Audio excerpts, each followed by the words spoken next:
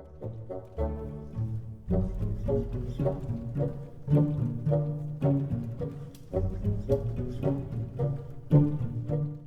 guys, and welcome to Vlogmas Day 16. Today I am bringing you the Be a Good Human tag, which was created by Jen, and she told me to do this ages ago, except I realized I don't read a lot of books with good people in them. So I really struggled to come up with books for this until I decided to turn it on its head slightly and do a twist on it by giving you cautionary tales in order to be a good human. Don't follow these books. They are awful people.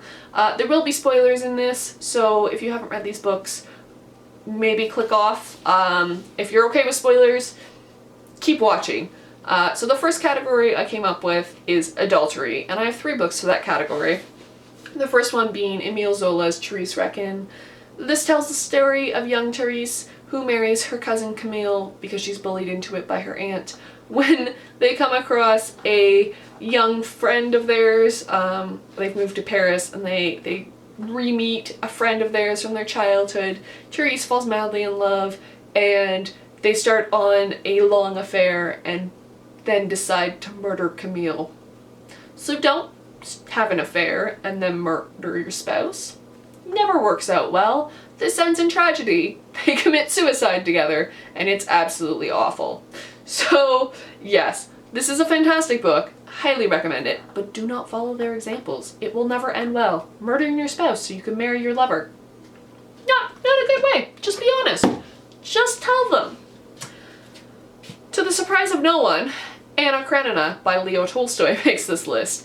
Anna Karenina goes on a very passionate and many years long affair with Count Vronsky. It's epic. There is more to the story than just the affair, but like I think all the adulterer tales that I'm going to mention, she ends up committing suicide by jumping in front of a train and getting cut in half. Absolutely awful way to die. Do not do that. It's awful. Just be honest. I mean, I understand that part of the problem in this book is that it's in the 18th century and she couldn't get a divorce from her husband. Her husband was not willing to give her a divorce. And it's just, it's awful. Don't go on year-long affairs with people. It's just bad. I think we can all agree. Just don't cheat on your significant other. Next up is Gustave Flaubert's Madame Bovary. Emma Bovary goes on an affair with multiple men in this book, looking for some kind of self-fulfillment which she never ends up finding. Instead, she just ends up dying horribly by eating arsenic and having a really painful death. I feel like that's enough cautionary tales about adultery, so we're going to move on now to murder and why you should not commit murder.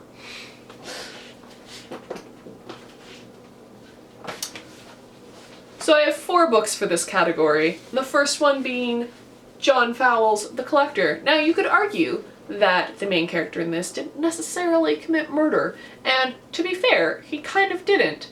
But he did abduct a young girl, the young Miranda, and hold her in his house for a long period of time, and then when she fell ill, refused to take her to the doctor because he didn't want to be put in jail.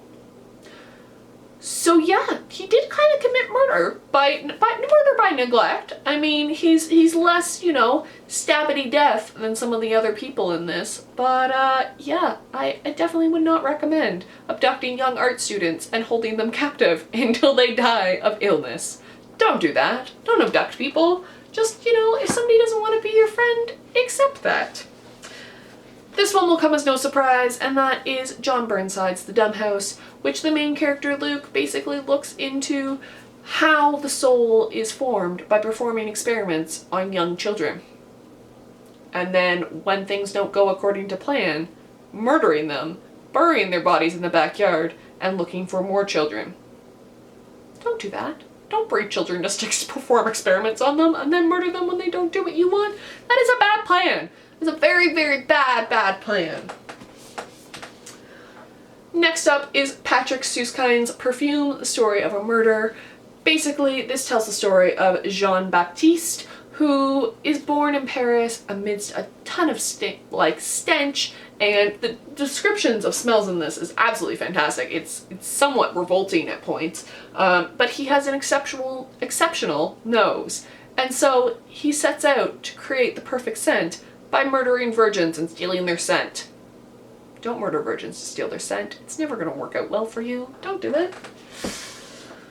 Next up is Donna Tartt's The Secret History, and this actually segues really nicely into the next section of books.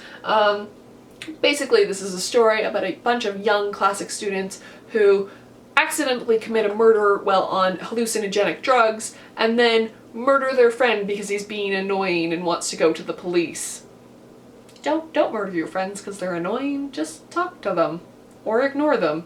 Probably the best course of options. Yeah, it's great. But this also deals a lot with navel gazers and people who are kind of self-absorbed, and that moves me into my next 3 books.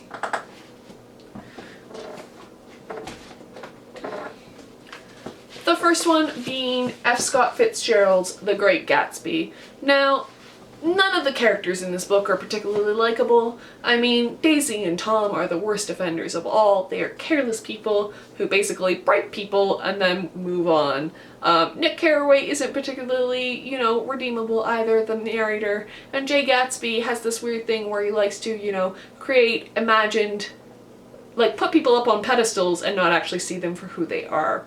But I think definitely the story of Daisy and Tom, careless people, leaving people in their wake, just a wake of destruction. Do not follow their example. I mean, I know they're rich, but just, have a little empathy.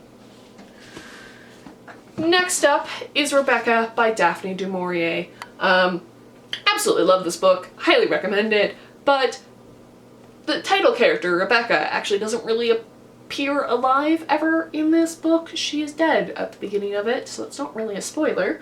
But she basically convinces her husband to murder her because she's dying of cancer and she doesn't want to live with it, so she tricks him into murdering him. Don't trick people into murdering you just because you can't face an illness. It's never a good plan. Yeah, just don't, because then you're just leaving people behind who are now murderers for the rest of their lives and have to go to court. And it's awful. Don't do it. Last up is another one that I read in the summer, and that is François Sagan's Bonjour Tristesse. Sorry, butchered bonjour there. This actually has 2 stories in it. It also has a certain smile, which I'm going to ignore. It does have a bit of adultery in it, so if you like adulterous tales, read this. It's not quite so tragic. But basically, the main character in this, Celine, she doesn't like who her father's dating, and so she comes up with this elaborate plot to break them up, because now she's not allowed to do whatever she wants. Yeah. I mean, I love this book, but wow, this is not how you deal with your adult parents dating. Just throwing that out there. So that is my Be a Good Human book tag. I know it was slightly dark, it was slightly depressing. It's the type of books I like, what can I say? And I will see you guys tomorrow with another video. Bye.